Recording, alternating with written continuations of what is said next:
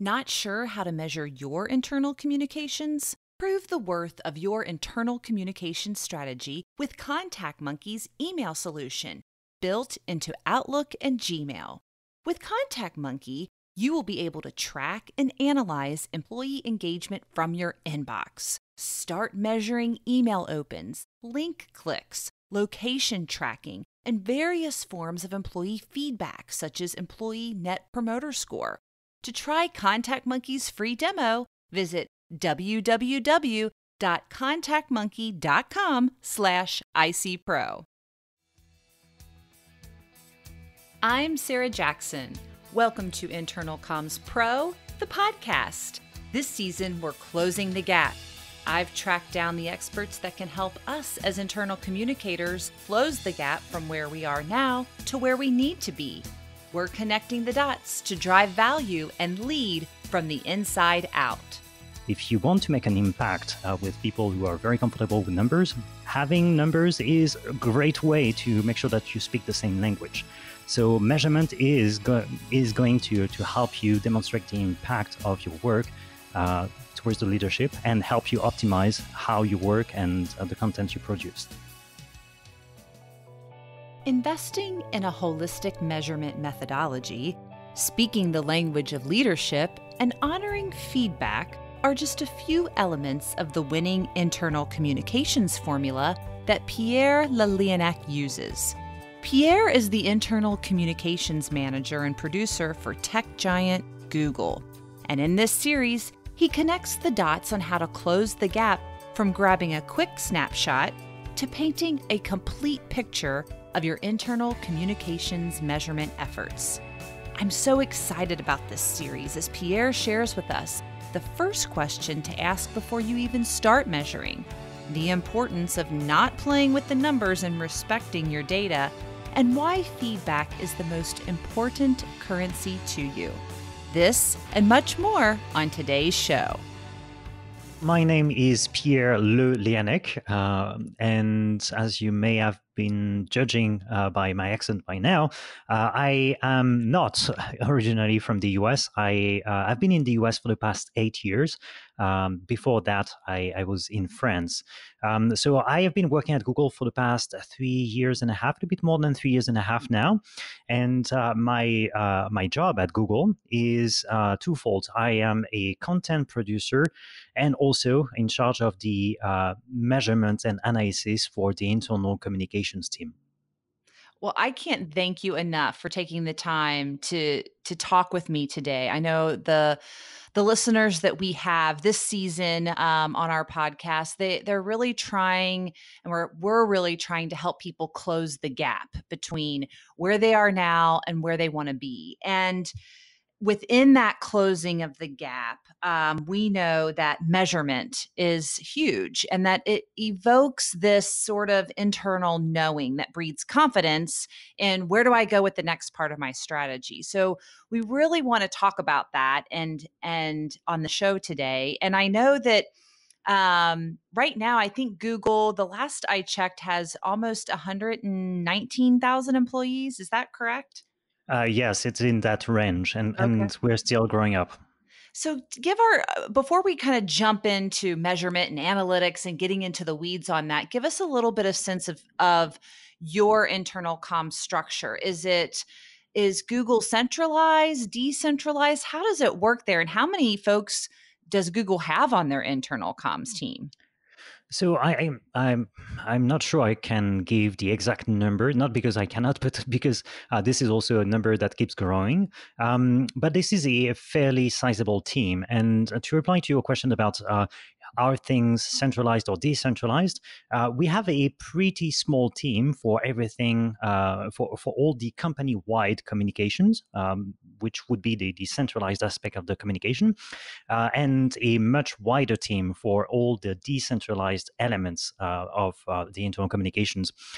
Google is by now a pretty big company, and managing all of that requires a pretty big team working together. So things are pretty decentralized by products and by organizations. So we have a specific organizations for YouTube, for instance. We have a specific organizations for the hardware development. We have a specific organizations for geo, and that includes Google Maps and all the initiatives that Google has in the world of geo.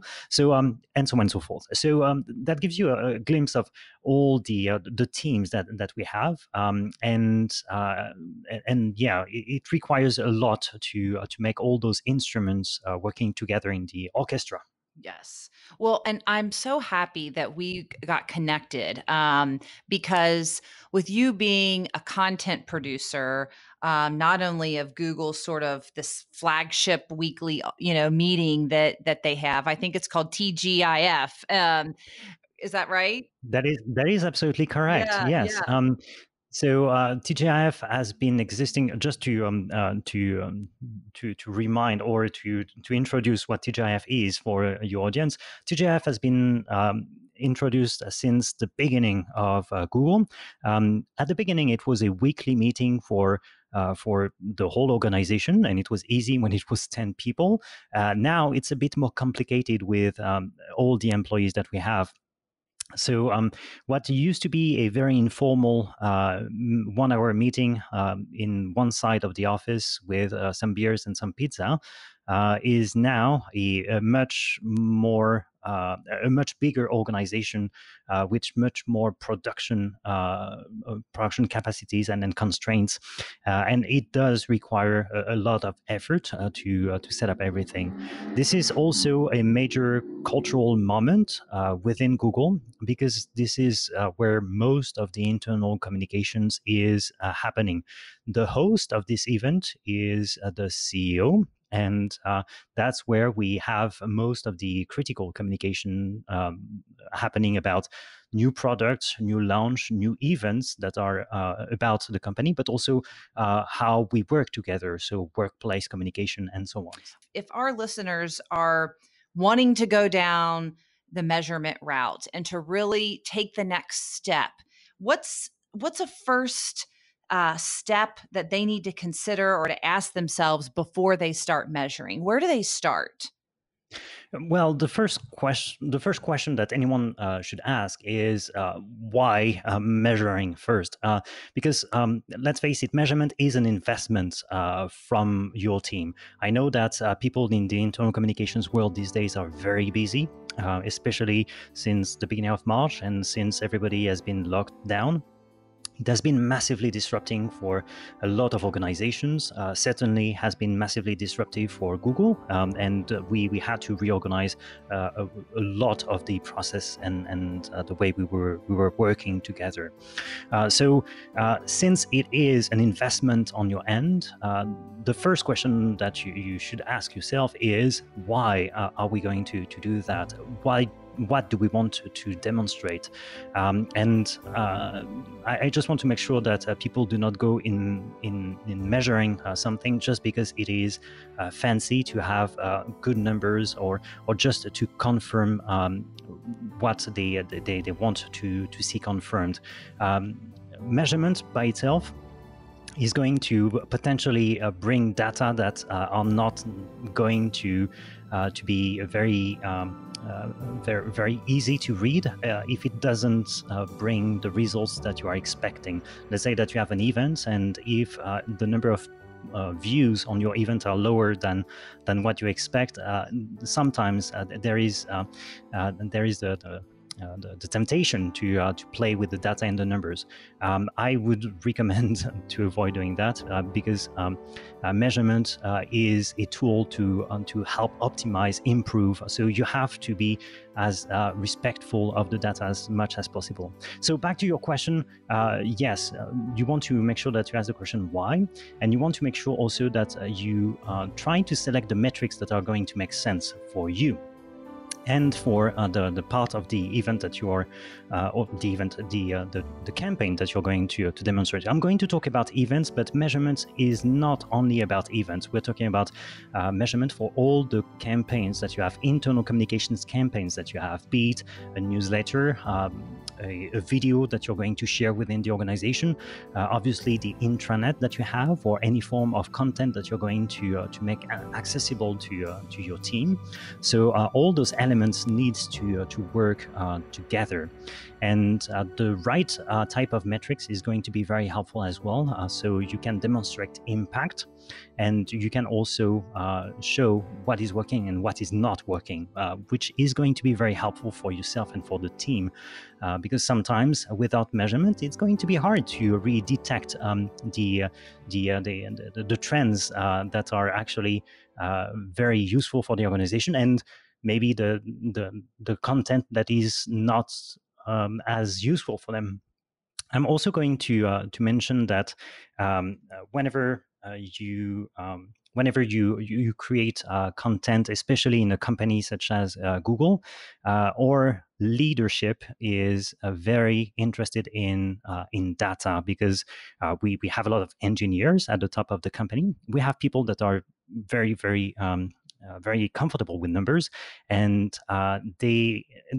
they obviously trust the professionals, the wonderful professionals that are working with them. But if you want to make an impact with people who are very comfortable with numbers, having numbers is a great way to make sure that you speak the same language. So measurement is going to help you demonstrate the impact of your work towards the leadership, and help you optimize how you work and the content you produce. So we're off to a great start here with Pierre. Now keep in mind, Pierre is working from home in New York City, which is evidenced by the upcoming street noise and sirens you're about to hear in the background. But don't get distracted by that, because in this next part, Pierre not only gives us a quick snapshot of what he measures, but how he measures, starting with a baseline, and then how he gets the full picture by capturing both sides of the measurement house, the qualitative and the quantitative. So, Pierre, within your specific role, what are you measuring? Kind of on a high level, can you give us kind of a quick list of the types of things that you're in charge of measuring? Sure. This is an answer with several elements in there.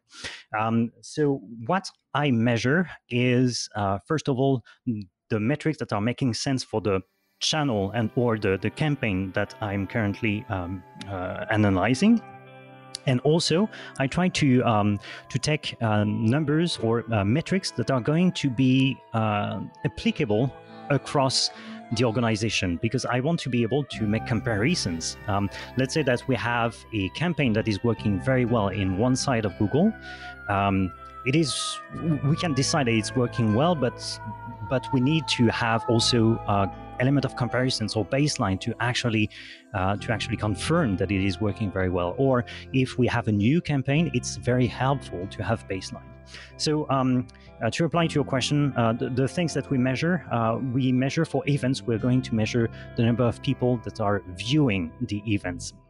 So these days we have a lot of content that is live streamed, so that makes a lot of sense.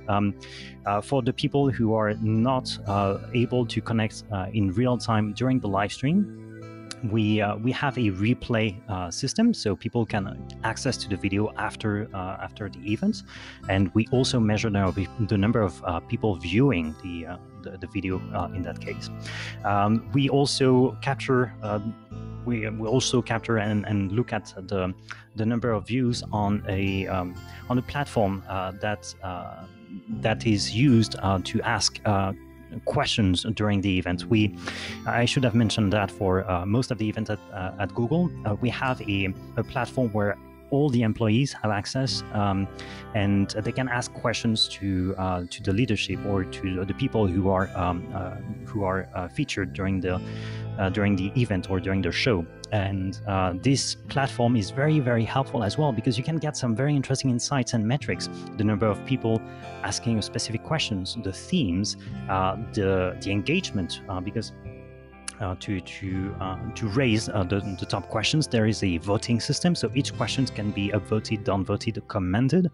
And all of those metrics aggregated give you a very, very good snapshot on what is top of mind even before the show is happening, and what are the key metrics and the key themes that are that are top of mind for the organization.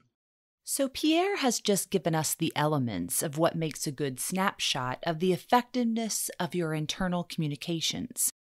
In this next part, Pierre helps us enhance this snapshot to a more holistic picture that include not only quantitative but qualitative metrics. So the number of views and engagement, those are quantitative metrics.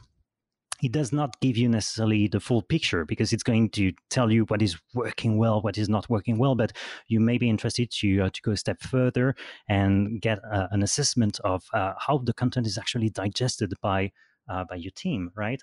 And for that, we use qualitative metrics. And by that, I mean we use data that is aggregating via feedback form.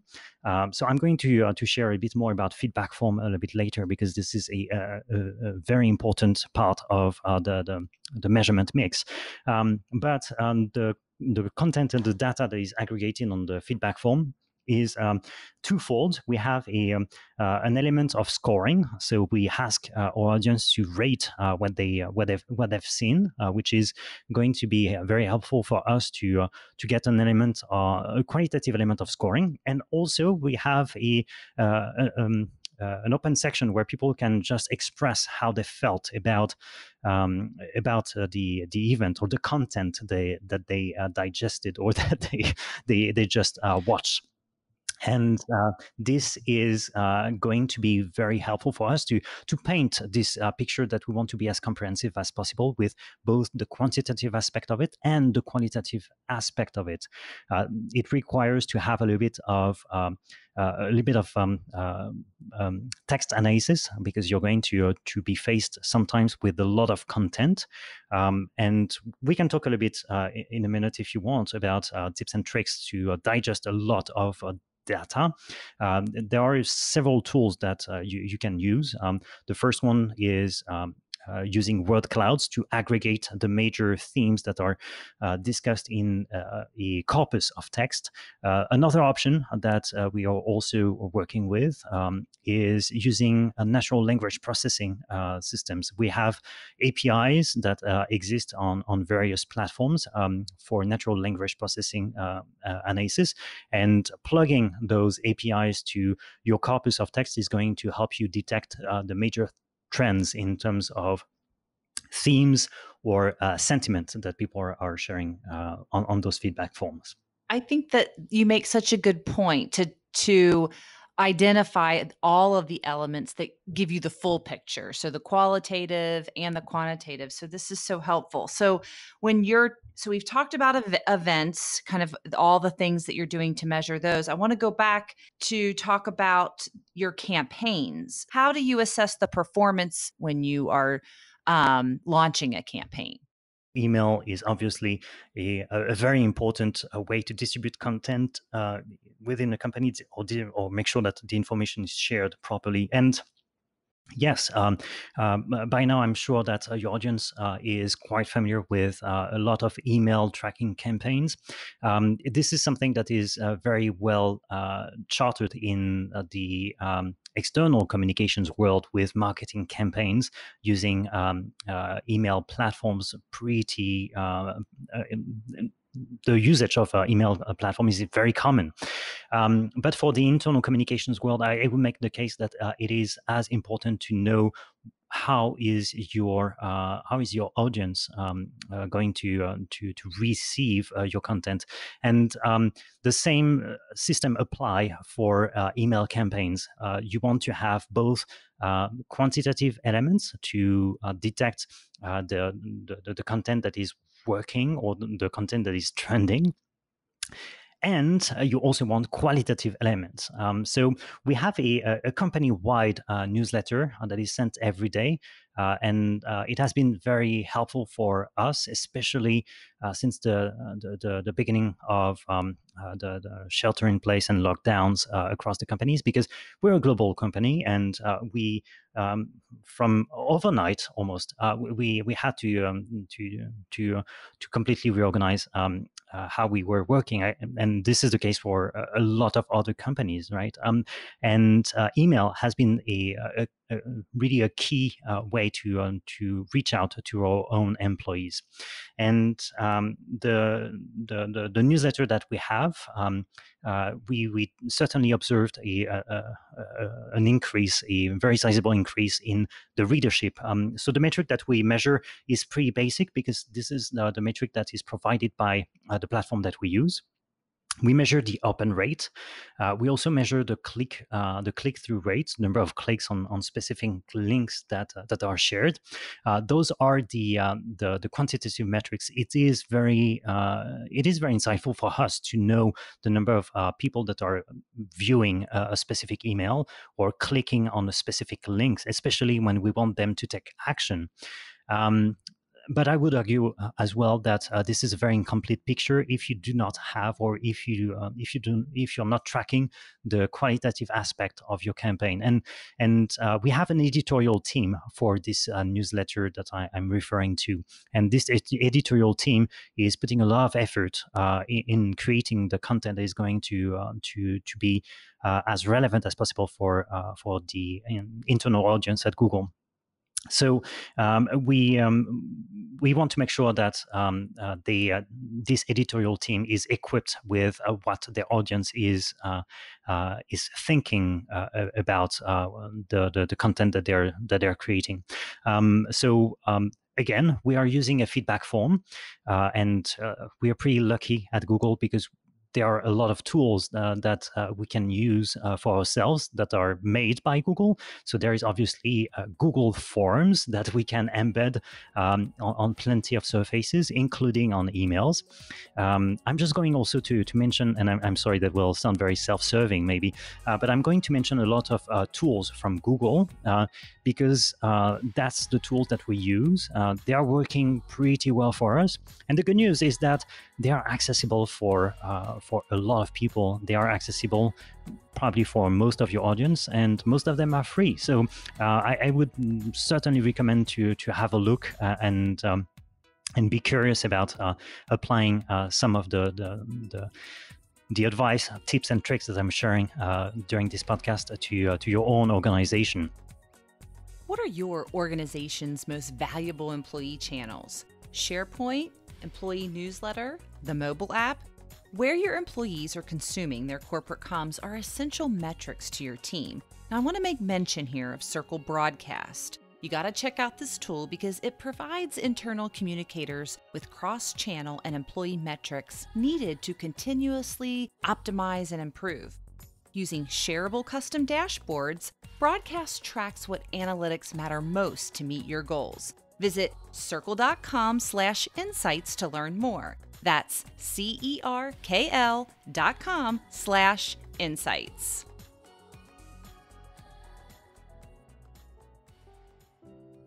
Okay, so let's take a breather here and recap some of Pierre's important points. Just measuring open and click-through rates is not enough.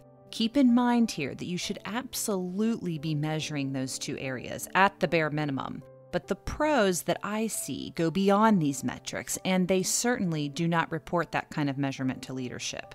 Pierre is leading us down a road on how to paint a full picture.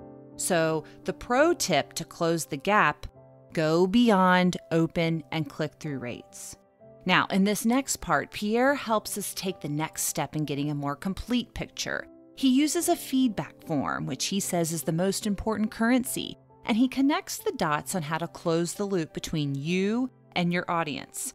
Again, don't worry, we've got you covered and are taking all these points and putting them into our show notes that you can access for free at internalcommspro.com/show notes. So back to the feedback form, same system and same concept as the events. We have a scoring system, and we have an open submission system where people can optionally submit whatever they thought about the content that we created for them. And this is something that fascinates me. We have people that are very, very vocal about what they like or disliked about the content we create. And this is something I feel very grateful for, the people who leave feedback to us. And this is something also that is very important, and I am probably going to spend a minute on that. If you want engagement on your feedback form, if you want the feedback form to make sense, not only for yourself, but for the people sharing the feedback on the form, you want to make sure that the feedback form is not a message in a bottle throw in the sea, and they don't hear about it ever again, because then you're creating a loop that is never closed. So my point is, you want to close the loop whenever people are submitting feedback in the feedback form. And that's why we are reading very actively the submissions that we receive, not only for the ego of the team working on the content to make sure that things are working or not only for the leadership to prove that things are working or not, but also for the people reading the email or viewing our events. We want to make sure that they feel heard, and this is a major to me, this is a major point in internal communications, creating a dialogue. I would argue that it has been maybe a problem of internal communications in the past. It was only one way, and by having some avenue for measurement, you are actually opening a two-way communications, and this is a pretty critical element that you want to nurture and keep as much as possible open, this two-way communications line between you and your audience, you and the employee. And I'm using the term audience quite extensively, quite often, because to me, we should consider as internal communications professionals, we should consider our colleagues, the employees of your company. We should consider them as an audience, and we should be as creative as possible. We should listen to them as much as possible, because this is a very, very difficult. This is a very difficult population to cater to, right? They are extremely busy. They receive probably as much email as you, if not more. So considering them as an audience, and almost the marketing term, the marketing sense of it is going to probably elevate the value of your communication as well.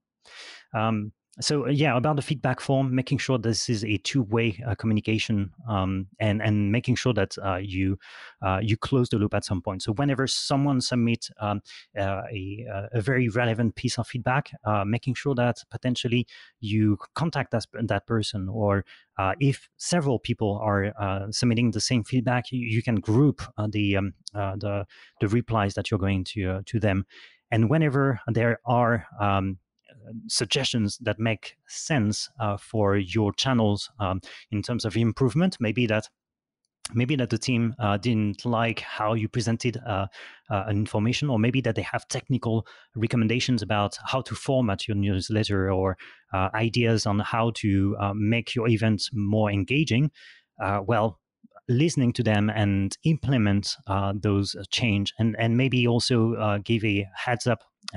Give an acknowledgement to them in the next newsletter to thank them for their ideas.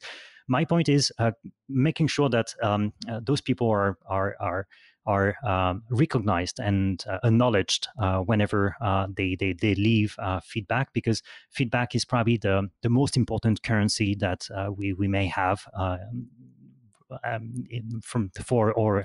for a measurement campaign. I think it's also important that I agree with you to use that word audience. And I know that I was looking at your background, you also did external comms and marketing for IBM.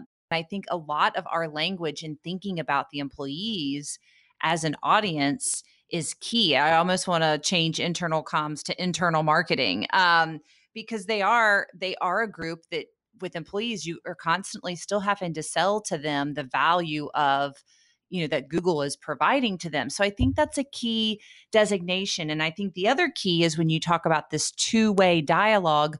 So before we move on, does Google use anything else to gather data on what their employees are loving or not loving so much? That covers pretty much the basic for email campaigns, for events as well. So for events, it's mostly about the number of views, the people accessing the content. And for the other campaigns that you may have, I mentioned that you may create, for instance, a quick video. We realized that a video format was a pretty neat way to communicate with the employees during this time, especially with people on different time zones. So videos is a great way as well to create some engagement. And the same principle applies for video. We capture the number of views. We also capture the qualitative feedback via a feedback form. We also have content that is hosted on websites. We have internal websites at Google that employees can access to, and sometimes we create content for those websites. So it will be interesting for us to see how many people are accessing the content. Okay. Those are the very basic metrics that I am referring to: the number of views and the qualitative feedback. Next week, we continue our conversation with Pierre as he takes us beyond basic metrics and dives into data aggregation and analytics, and how to create a measurement methodology that will help you become a pro. Of course, we will have a resource guide that you can download for free at internalcommspro.com/show notes. Stay with us as our journey to closing the gap continues next week.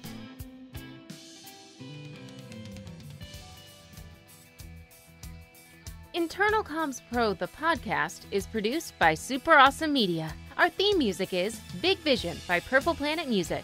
Have a follow-up question for today's guest? You can submit your question or ask it live during our new Backstage Live event series. To register for the show, submit a question for today's guest, or to download our free resource guide, visit www.internalcommspro.com/show notes and click on this episode. Thank you for listening.